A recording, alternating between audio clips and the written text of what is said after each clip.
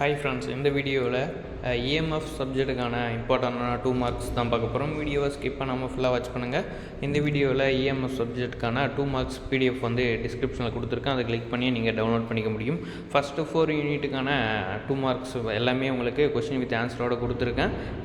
Part பிக்கான important questions மட்டும் இதில் இருக்கும்.